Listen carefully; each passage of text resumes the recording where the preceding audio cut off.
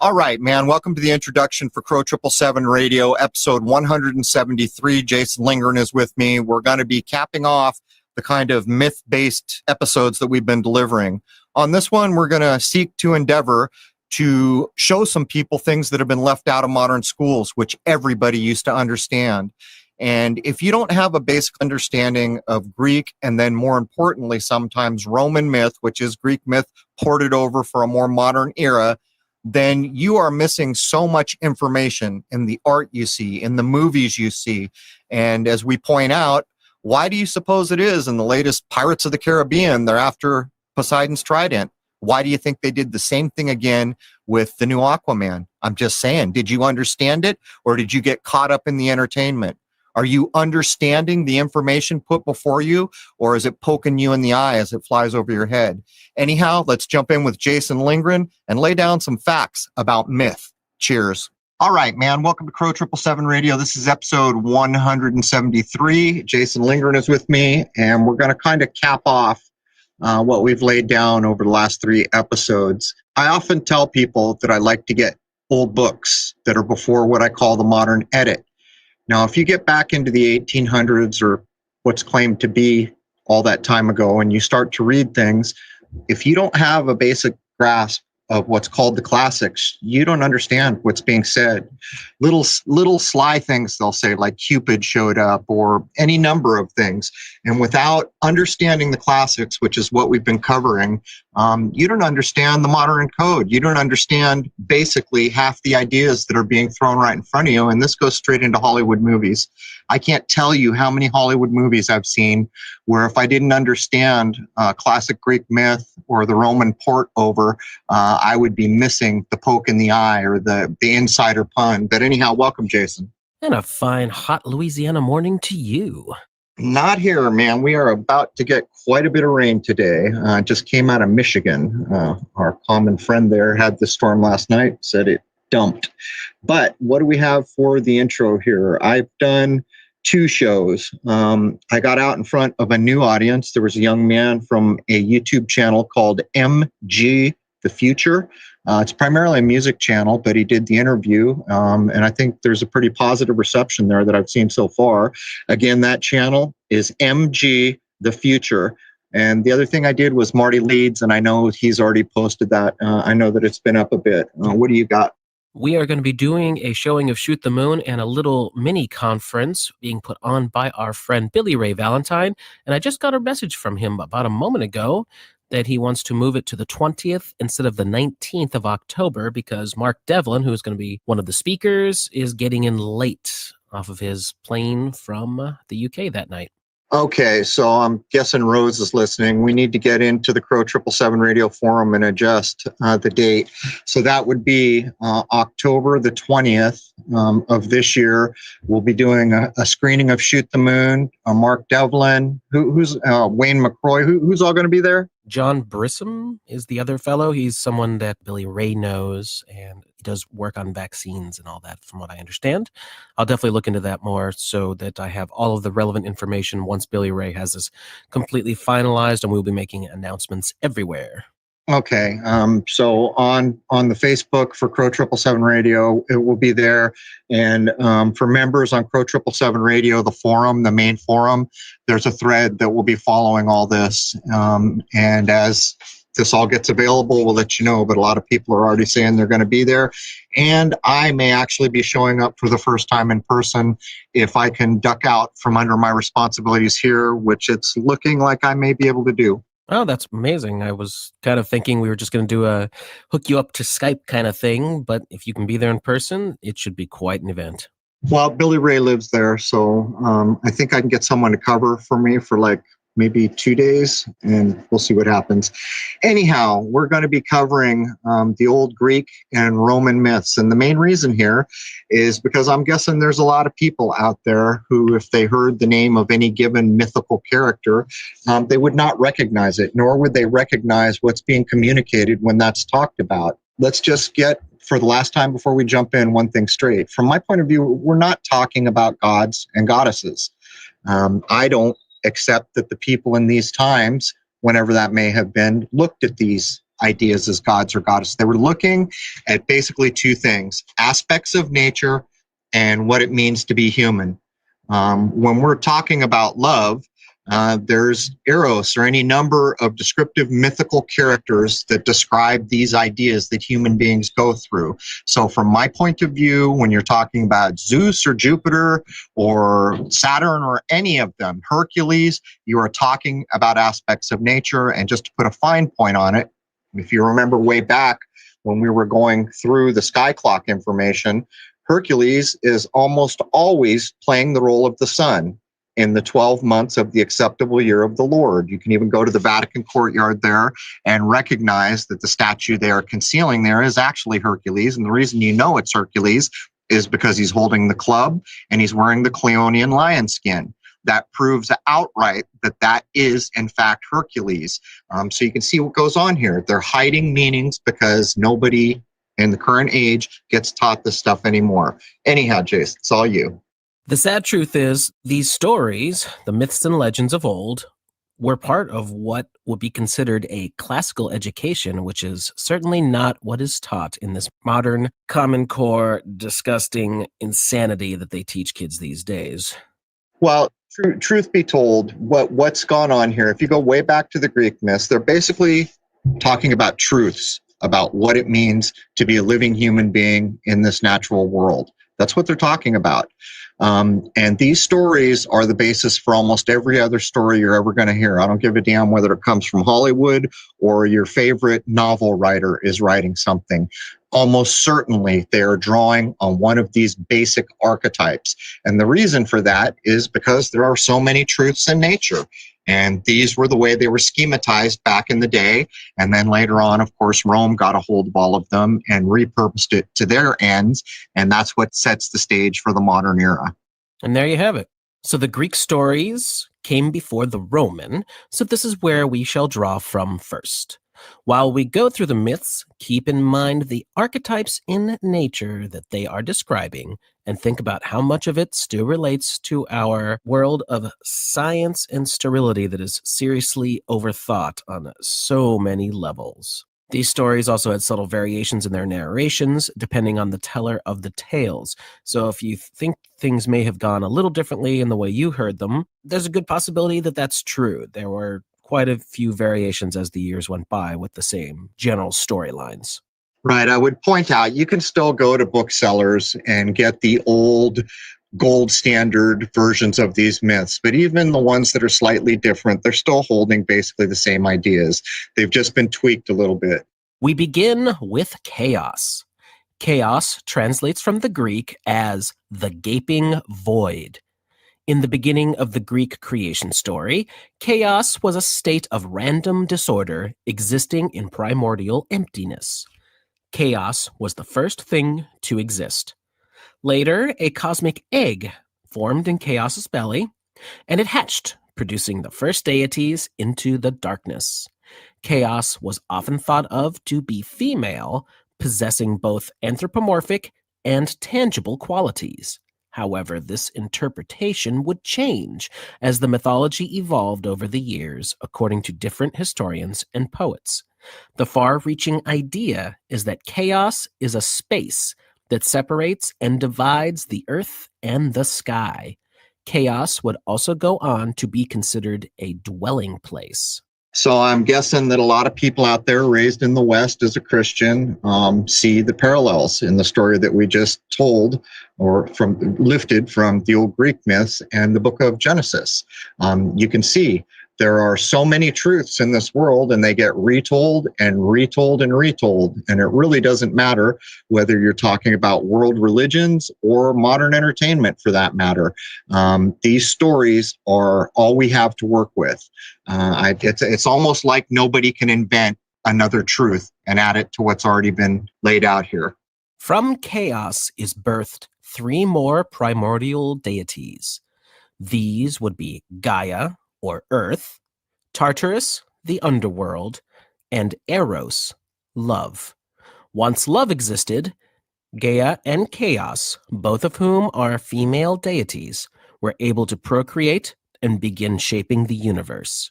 So even just knowing the names, knowing that Gaia is a representation of Earth, I'm guessing there's a lot of people out there doing versions of Russian research that could take an interest in the Tartarus idea that we're laying down here, and they could look that up in myth. And just let me reiterate one more time. If you even go back into writings from like the 1800s, 1700s, how many people out there are aware that when a man gave a woman a bunch of flowers, it was more than just saying, I like you or I love you, here's a gift. The color of the flowers they were being presented with had a meaning. The type of flower they were given had a meaning. The number in the bouquet had a meaning. We've mostly lost this, although with roses in the modern age, we still kind of have some of this. People understand that when they give a red rose, it's not the same as giving a yellow rose. But for the most part, these ideas are lost. And so when you look at old artworks and you do not understand these things, all you can do is say it's beautiful, and you have no concept of the meaning that is placed within the art. Chaos gave birth to Erebus, or darkness, and Nyx, or night. Erebus would have relations with his sister Nyx, and out of this union, Aether, the bright upper air, and Hemera, the day, would emerge. Afterward, feared by everyone but her brother, Nyx fashioned a family of haunting forces on her own. Among those of her children were the hateful Moros, or fate, the black Cur, or doom, Thanatos, or death, Hypnos, or sleep, Onieri, or dreams, Geras, or old age, Oizus, or pain, Nemesis, or revenge, Eris, or strife, Apate, or deceit, Philates, or sexual pleasure, Mamos, or blame, and the Hesperides, or the daughters of the evening. Meanwhile, Gaia gave birth alone to Uranus, known as the starry sky or father sky, although some stories cite Aether as Uranus's father. It is interesting to note that the symbol for Uranus is the zodiac wheel. Uranus would become Gaia's husband and would surround her from all sides. Together, they produced 3 sets of children: the 3 one-eyed Cyclopses, the 3 hundred-handed Hecatoncheires, and the 12 Titans. All right, so now we're kind of getting up to where things are going to be more modern, but let's just pull a couple of these things out. So back in the day when alchemy was the main thing, a version of science based only within what nature will allow, the 5th element becomes ether. Here it is outlined for the first time out of the union of darkness. When we finally start to get the idea that's expressed in the Bible in Genesis, then there's light. But think about this. What's the most popular movie of all time now? It's one of the Marvel ones. Well, you just heard that Thanatos, or death, is one of the characters being outlined. Where do you think Thanos is getting his little mythical character? It's all here, and it helps to know these things when you're looking at a modern world. As stated, Uranus was the primordial god of the sky. The ancient Greeks imagined the sky as a solid dome of brass, decorated with stars, whose edges descended to rest upon the outermost limits of the flat earth. Uranus was the literal sky, just as Gaia was the earth. Uranus does not appear in early Greek art, but Egyptian depictions of their sky goddess Nut demonstrate how he was imagined, which was as a gigantic, star-spangled man with long arms and legs, resting on all fours, with his fingertips in the east, his toes in the far west, and his arching body raised to form the dome of the sky. In the Roman era, which came later, he was often depicted as Aeon, god of eternal time, in the form of a man holding the zodiac wheel, standing above the reclining Gaia. And this kind of proves the point that nobody thought of these things as gods. You can tell by the porting over into Rome. It's just representations of a thing so that you can schematize it, so that you can think about it, so that you can strive to know these things. Or like I said before, victory. Well, victory is not a thing you can hold or smell or touch, so you've got to give it a name. Then you personify it. Now you can talk and seek to no victory. That's the kind of idea going on here. But let's go back to the earliest part of this bullet point, which will echo all the flat earth concerns out there in the world today, all the Christian concerns who accept that the Bible says there's a firmament, and all the others who talk about a dome. The Greeks imagined the sky as a solid dome of brass. See, now you're starting to get to the roots of the ideas that still echo into the modern age. Uranus was a cruel husband and an even crueler father. He hated his children and did not want to allow them to see the light of day. So he imprisoned them into the hidden places of the earth, which is Gaia's womb. This angered Gaia, and she plotted with her sons against Uranus. She made a harp, a great adamant sickle, and tried to incite her children to attack Uranus. All were too afraid, except the youngest Titan, called Cronus. Gaia and Cronus set up an ambush for Uranus. As he was preparing to lay with Gaia, Cronus castrated him with the sickle, throwing his severed genitals into the ocean. It is unclear as to what happened to Uranus afterward. He either died, withdrew from the earth, or exiled himself to Italy. From the blood that was spilled on the earth due to his castration would emerge the giants, the Meliae or the ash tree nymphs, and the Erinyes or the Furies. From the sea foam that was produced when his genitals fell into the ocean arose Aphrodite, the goddess of beauty. All right, so let's ask the simple question here. Now you've just heard the origin story of one of the main mythical ideas that's in our world today, and the form of Kronos. Well, that's Saturn. That whole story is telling the Saturnalian idea. So maybe you know something now that you weren't aware of before. Anyhow, the son of Uranus, and he castrates his father. The versions I'm familiar with is he doesn't kill him, but he does castrate him. Cronus becomes the next ruler. He imprisoned the Cyclops and the Hecatoncheires in Tartarus and set the dragoness Campe to guard them. He married his sister, the Titaness Rhea, who bore him 5 children. However, Gaia and Uranus had both prophesied that Cronus would eventually be overthrown by one of his sons. So, much like his father, Cronus maltreated his children, devouring each of them at the time of their birth. Rhea was distressed by Cronus' treatment of her children and, just like Gaia before him, plotted against her husband. On the advice of her mother Gaia, when it was time to give birth to her 6th child, Rhea hid herself on Crete, leaving the newborn child, named Zeus, to be raised by the nymphs of the island. To conceal her act, she wrapped a stone in swaddling clothes and passed it off as the supposed baby Zeus to Cronus, who, unaware of her intentions, swallowed it. Okay, so in one way, you can almost look at these tales. Some of them are quite fantastic, and you're thinking, who would buy into this? But that's not really the point. They're communicating aspects of nature and ideas here, and some of them go pretty deep. One of the things probably being communicated here is the idea there was an age when Saturn or Cronus was the chief of whatever you want to say. Now we're seeing Zeus come into the picture.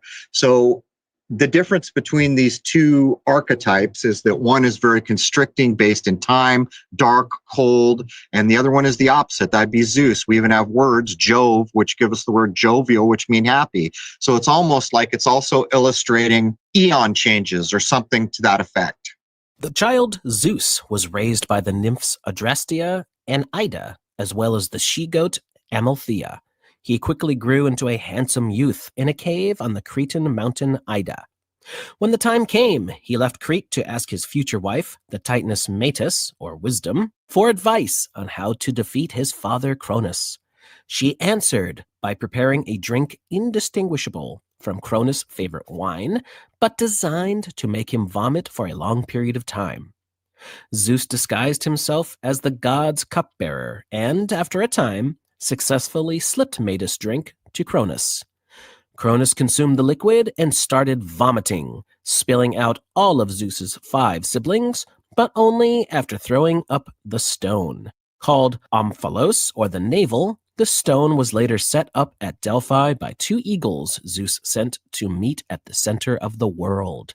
Overwhelmed with gratitude, Rhea's children, named Hestia, Demeter, Hera, Hades, and Poseidon, all recognized Zeus as their leader.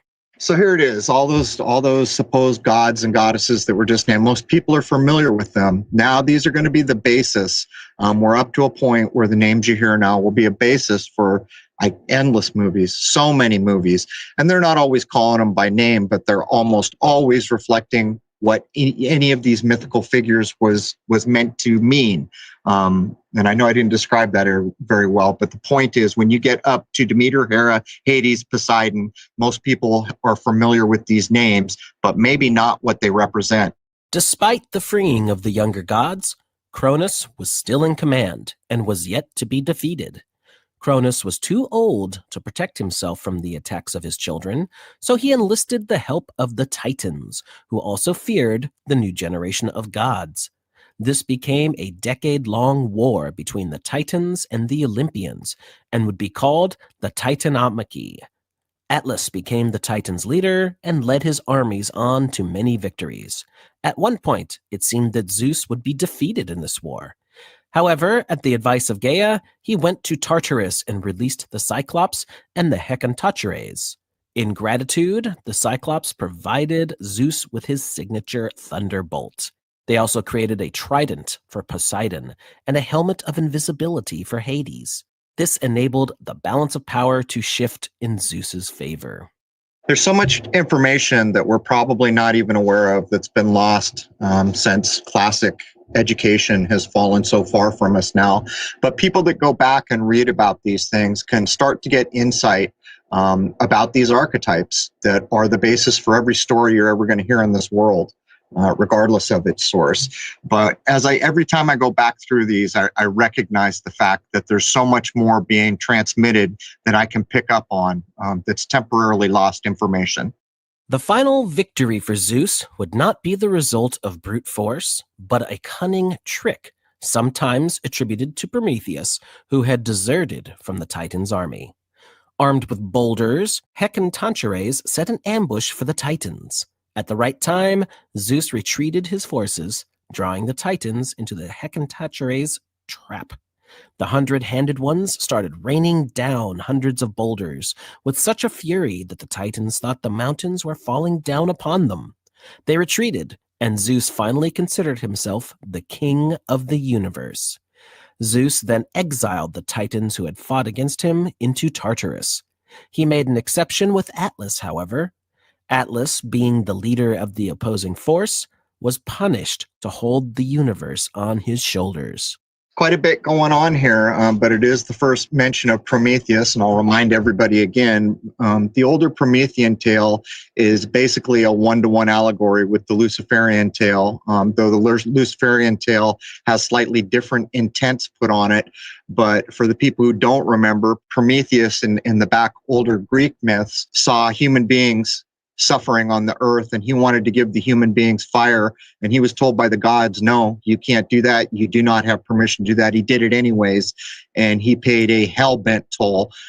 There are versions where he's chained to a rock and there's an eagle eating his liver, basically pointing out that the price that was paid was significant. But you should understand that this is the pre-runner of the Luciferian myth. So to be clear, the Promethean myth is the forerunner of the Luciferian myth's ideas. It's almost one-to-one, but again, there are distinct differences in the modern Luciferian telling. Zeus' status would be challenged on few occasions after this. Just after the Titanomachy, his grandmother Gaia, outraged by the imprisonment of her children, issued forth one last child of hers, the monstrous Typhon. He was so fearsome that most of the gods fled the second they saw him. However, Zeus did not flee or even hesitate. He faced the monster and, using the power of his lightning bolts, was able to defeat it. Typhon was subsequently buried under Mount Etna in Sicily. It is said that you can still hear him growling under the volcano, and that someday in the distant future, he will return to challenge Zeus once more. Yeah, you have to wonder if, ideas that we have in the modern era like typhoon are based on the idea of Typhon. Hard to know. Definitely sounds like it, that's for sure. Well, it's a similar idea. It's a furious big thing that a human being is at the whim of power at that level. On the creation of man. According to the myths, the immortal gods thought that it would be interesting to create beings similar to them, but mortal, in order to inhabit the earth. Prometheus and Epimetheus were spared imprisonment in Tartarus because they had not fought with their fellow Titans during the war with the Olympians. And so, Zeus gave them the task of creating man. Prometheus shaped man out of mud, and Athena breathed life into his clay figure. Prometheus had assigned Epimetheus the task of giving the creatures of the earth their various qualities, such as swiftness, cunning, strength, fur, and wings. By the time Epimetheus got to man, he had given all of the good qualities out to the other creatures, and there was nothing left for man. Because of this, Prometheus decided to make man stand upright and walk as the gods did, as well as to give them fire. Prometheus loved man more than the Olympians because they had banished most of his family to Tartarus. So, when Zeus decreed that man must present a portion of each animal they sacrificed to the gods, Prometheus decided to trick Zeus. He created two piles, one with the bones wrapped in juicy fat, the other with the good meat hidden in the hide. He then bade Zeus to pick which sacrifice he desired of man. Zeus chose the bones. Since he had given his word, Zeus had to accept that as his share for man's future sacrifices. In his anger over the trick, he took fire away from man. However, Prometheus lit a torch from the sun and brought it back again to give to man. Zeus was enraged that man once again had fire. He decided to inflict a terrible punishment on both man and Prometheus. To punish man, Zeus had Hephaestus create a mortal of stunning beauty. The gods gave the mortal many gifts of wealth. He then had Hermes give the mortal a deceptive heart and a lying tongue. This creation was Pandora, the first woman. A final gift was a jar that Pandora was forbidden to open. Zeus then sent Pandora down to Epimetheus, who was staying with man. Prometheus had warned Epimetheus not to accept gifts from Zeus, but he did not heed, as Pandora's beauty was so great, and he allowed her to stay. Eventually, Pandora's curiosity about the jar that she was forbidden to open became too great.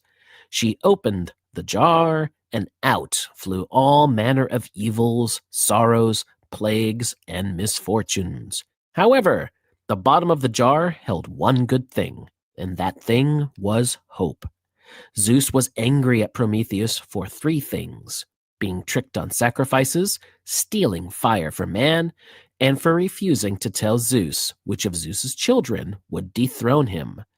Zeus had his servants, Force and Violence, seize Prometheus, take him to the Caucasus Mountains, and chain him to a rock with unbreakable adamantite chains. There he was tormented day and night by a giant eagle tearing at his liver. Zeus gave Prometheus two ways out of this torment.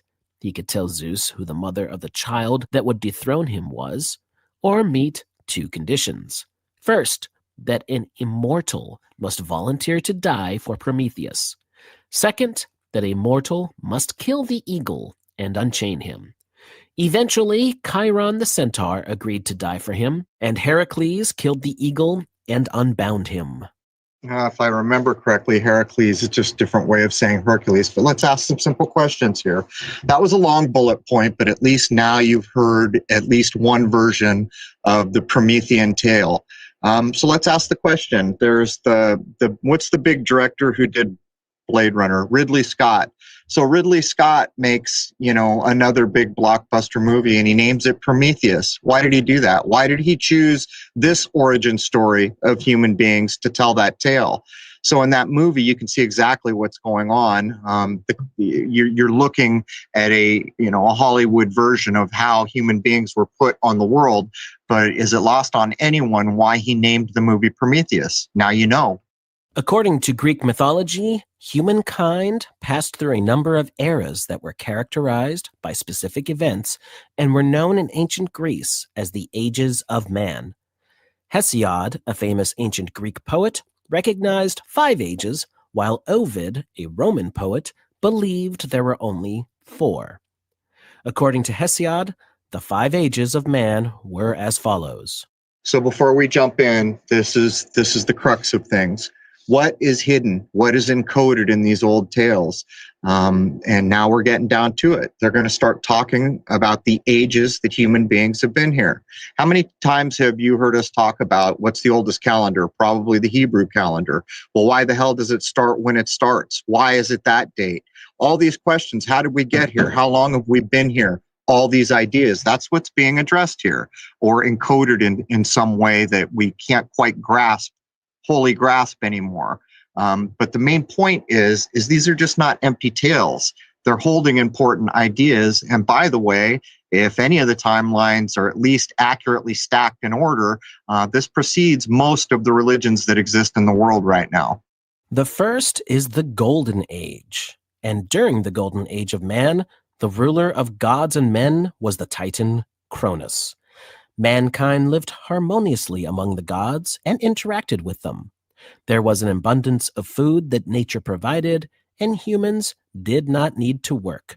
So they were able to live to a very old age, and when they died, it happened harmoniously and peacefully. All right, this is another version. How many people have heard there was once a golden age when Saturn was our sun? That's what's being referenced here.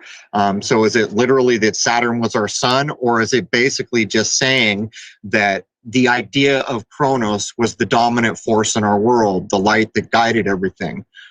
These are hard things to know, but these are important ideas if there's anything to them. And unfortunately, there's so much time between when this was commonly taught and now. We've lost quite a bit of information that we can regain, but we have to work at it to do so. Next, we have the Silver Age. Starting from the Silver Age until the time of Hesiod, it was believed that Zeus was the god of gods and ruler of the universe. Men would live as children for 100 years, supported by their mothers, while as adults, they lived for a very short time as they regularly clashed with each other. They did not pay tributes to the gods, for which reason Zeus killed all of them. That's one way to end an age, huh? Go ahead. The Bronze Age. During this period, men were tough, trained, and warlike. They used bronze to create their weapons and dwellings, and eventually destroyed each other in wars. The end of this era was marked by the Great Flood of Deucalion. So, people may be saying, is there any reference into the modern age? Of course there is. What about the Olympics? That's the idea of the Olympians. Even we just went through the ages, which reflect the medals that are currently given, bronze, silver, and gold. These same stories keep getting told over and over and over. Now let's take a moment to discuss the Great Flood before we finish with the ages. In Greek mythology, Deucalion was the son of Prometheus and either Clymene, Hesiod, or Pronoia, depending on the source of the story. He was born in the region of Achaia, Greece, and reigned in the area of Phthia.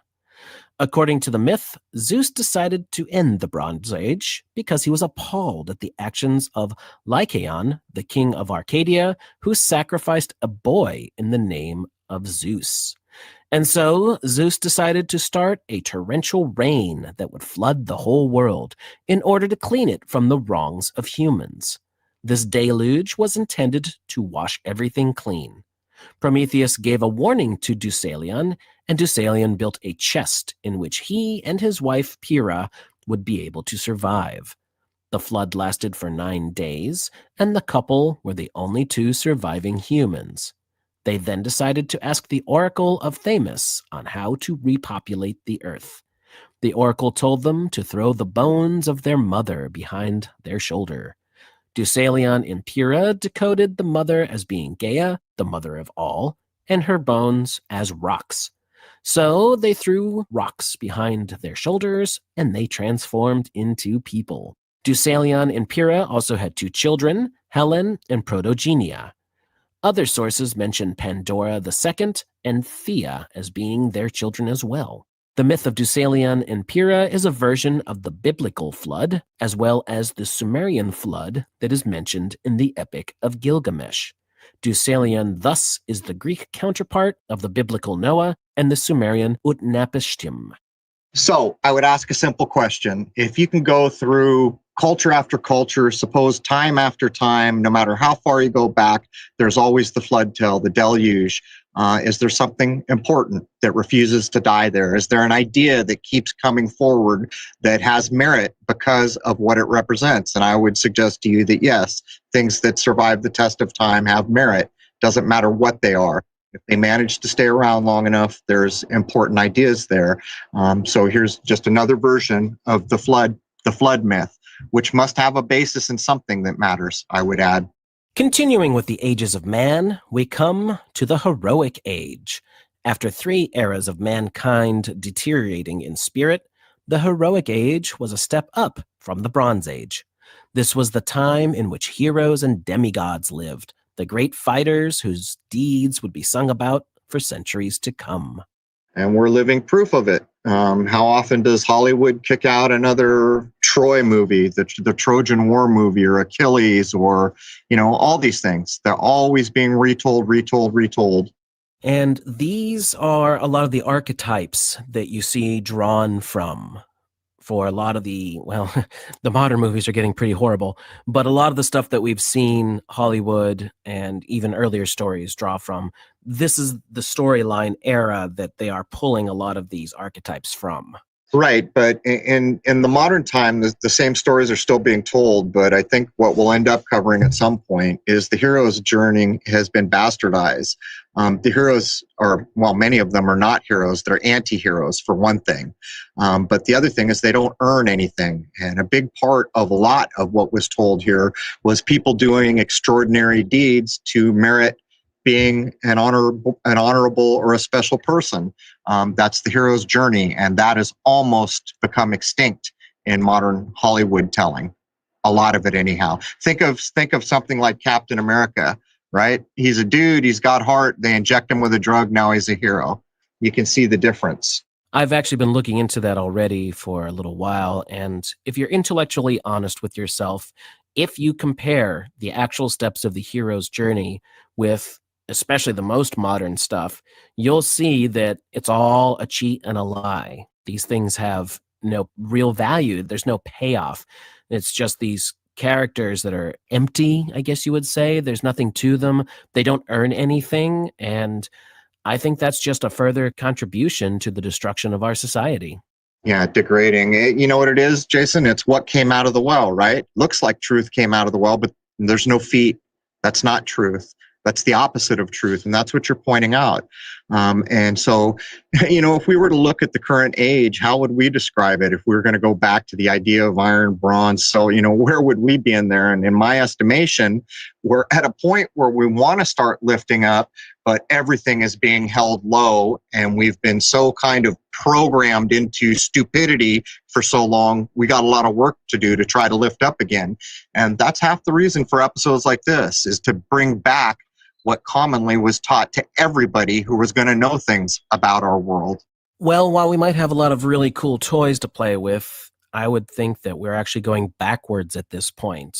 The college mentality, the things being taught at university, for example, are filling these young folks full of absolute nonsense. They're convincing them that they have intellectual superiority and their educations are second to none, when in fact it's just the opposite, because they're omitting massive things, yet filling them with this ignorant confidence that just makes them come off as smug idiots. Well, another part of it is things that get taught as fact, like the Big Bang. The Big Bang theory is impossible. It violates the laws of thermodynamics. Anyone can go online right now and find hardworking physicists that will tell you exactly that. Problem is they're not the popular guys.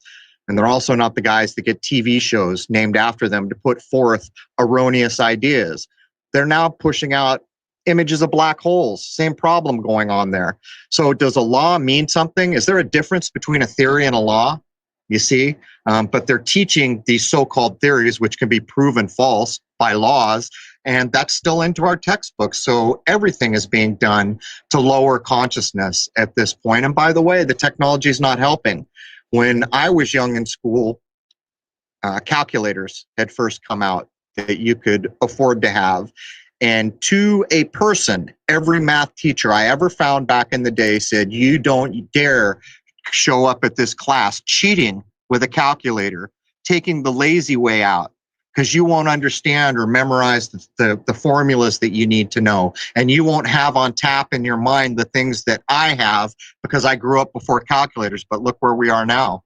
Is there any math class anywhere where someone's not using a calculator or a digital device? And that's not the half of it. Think about doing research. Right now, we sit down at a search engine. We want to know something. We take the information off the first damn page we get, whether it's Wikipedia or some other questionable source for accurate information. When I was younger, you had to damn well go to a library and you had to search for different books and you had to cross-reference. And if you wrote a paper of some kind, you had to cite, where did you validate this information? We're a hell of a long way from these times, and I'm with you all day long. While it does appear we've reached a time where the consciousness certainly wants to lift, everything else seems to be pushing the other way. I sincerely hope this whole thing that gets generally called the truth movement is the reality of mankind's spirit trying to fight back against this insanity that's being beaten down on us. There's a simple test in my view, and I have no idea which way it will come out, and sometimes I get very downhearted about it.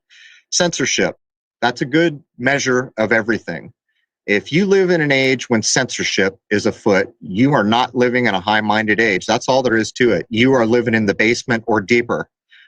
So if we see a point where people demand the rights of a living human being to speak freely, to express themselves freely, these types of ideas, then you're starting to see the elevation of a worldwide society. What we see right now is the powers that be trying to lock it all down. And to me, that's the be-all and end-all measure. If we live in a world where people accept censorship, then we are low, and that's all there is to it. And the last age is the Iron Age. Hesiod believed he and his contemporaries were in the Iron Age, an age of desolation, destruction, and pain. Humans would fight against each other and would only care about themselves. Because of a lack of shame and indignation, humankind would destroy itself, and the gods would abandon them. Well, can you argue with a description like that as a roundabout way of describing where we currently find ourselves? I mean, it may not be a perfect fit, but it's the closest one we've read so far. But I will maintain what makes a society is higher minds, common sense, adults acting like adults. And that's not really what we see right now. And a big part of it is because the media wants to put toilet humor in everything, wants to use low-minded language. Even all the food places, I literally see commercials on about pizza places now that claim they have the extra most bestest pizza. What do you think's going on there? Is that a company trying to hold up the lofty ideals of a human mind, or is that the opposite thing going on there? Extra most bestest. Please. When my nephews were 4 and 5, they spoke better English than that. I'm just saying. Extra most bestest. Not kidding. I haven't seen that one. That is an actual real pizza commercial right now. And it's beyond the pale. And that sets aside all the other things that have gone on recently that have truly lowered what it means to be a human being in this supposed information age, which it's quickly turning out not to be. Controlled information age, maybe. The whole Jackass, onset of the Jackass thing, where people were convinced to harm themselves or others so they could get a worthless piece of video and try to derive some temporary fame. These times are testing, and it remains to be seen whether we lift up and come out the other side or whether we're going to go dig a hole in the basement for a while. You've seen Idiocracy, I assume, right? Yeah, it's not far off where we're headed, is it? I mean, it's hard to say it's not. Whatever. Moving on. As mentioned earlier, according to the Roman poet Ovid, only 4 ages of man existed, as he completely disregarded the heroic age. During the Golden Age, men were unable to travel far and could not explore the whole world. During the Silver Age, Jupiter, the Roman equivalent of Zeus, offered the seasonal change as well as the art of agriculture to men. For Ovid, the Bronze Age was also marked by warfare, while in the Iron Age, men were not only warlike, but also were disloyal and did not show respect to the gods. No matter what you want to say or think about any of what we're covering here, there was a period of time when people were asking the big questions. How long have we been here? How did we get here? What happened in all that time? When's the last time in the modern era you heard anyone that wasn't on a podcast like this asking these questions? These are higher-minded questions that have been asked since the beginning of time. Yet we've become so self-indulgent that these questions don't typically get asked currently. So I guess what I'm saying is we're here to point this out and ask these questions.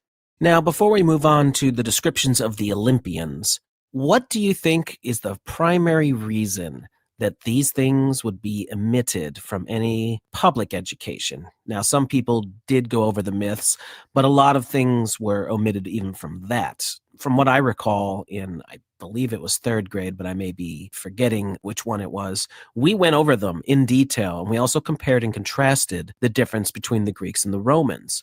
But I'm wondering if I was given a slightly different education just because I was in what was called AG, or academically gifted. That was what they called the program I was in. So I'm even wondering if there was a little bit of differentiation between what I was being taught, what we were being taught, and what the quote unquote normal schools were being taught in the same school district. You know there was, because Wayne said he was not taught this and you guys were in the same district. But here's the point. This is the idiocracy idea, isn't it? In the modern era, we could see things like cursive writing being removed from the curriculum. Well, I got news for everybody. In the 1800s, people were not printing or using typewriters. They were writing in cursive. So what that does is it cuts off an entire generation from being able to go back and read documents, histories, or anything from a given time period. But this is really no different than removing these classics from school. As I've pointed out many times, in my late 40s, I had friends in the 70s. We were growing plants together, and they all knew all the classics. They spoke Latin. They spoke Greek. Some of them wrote both of those languages. This is a stark departure. And the reason for it is because it's creating kind of a caste system. You know, what's that old Hollywood movie where Rex Harrison chooses a girl who speaks Cockney and makes a bet? I can teach her to speak like we speak so she won't be stuck in her low caste. And he cites that simply the way she speaks ensures she'll be a gutter rat for her entire life, basically. Same idea going on here. Isn't that what the movie Trading Places was taken off of, that idea? Sure, it's the same story being told in a slightly more modern way, but of course. And at the end of the day, who's pulling the strings? The big money guys on Wall Street. That's what we're talking about. But when you remove the classics, when you remove all the learning base from a time when people were asking, how did we get here? How long have we been here? What are the true aspects of our natural world? You're lowering human minds. And we can cite many examples. Even, Jason, we were prepping up for an episode we never did, where someone emailed me a curriculum from a fifth grade school in the early 1900s and showed me that the math they were proficient at in the fifth grade was above what a high school senior walks away with now. You can see what's going on here. It's simply the lowering of the human intellect. Oh, if you've never seen these things, just Google 8th grade test, I think it is, late 1800s, early 1900s.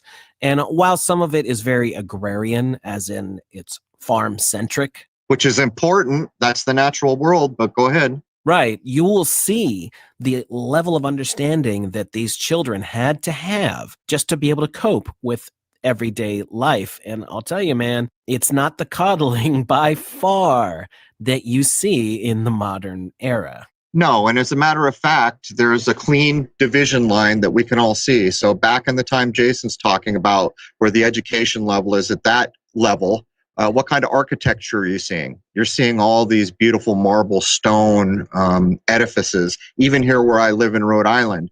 And low about the 30s or so, that starts to peter off. And by the time you're coming out the back of World War II, it's almost non-existent.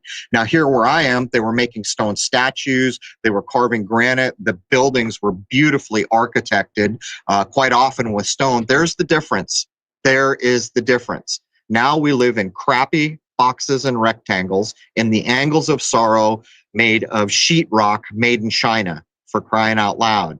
There's your line in the sand. There's the difference between a more fundamentally educated society and where we are now. All right, Jason, that's about it for hour one of episode 173.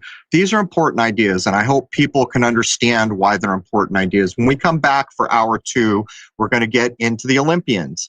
And again, I can't tell you how many times even Walt Disney has been engaged in retelling these stories. So while they're not teaching it in school, it's almost like they're slyly keeping it alive in movies that most people don't recognize the value of, or not, maybe not the value, but the message there. So we hope that you'll join us all at crow777radio.com, and we're going to draw some lines over in the second hour as well.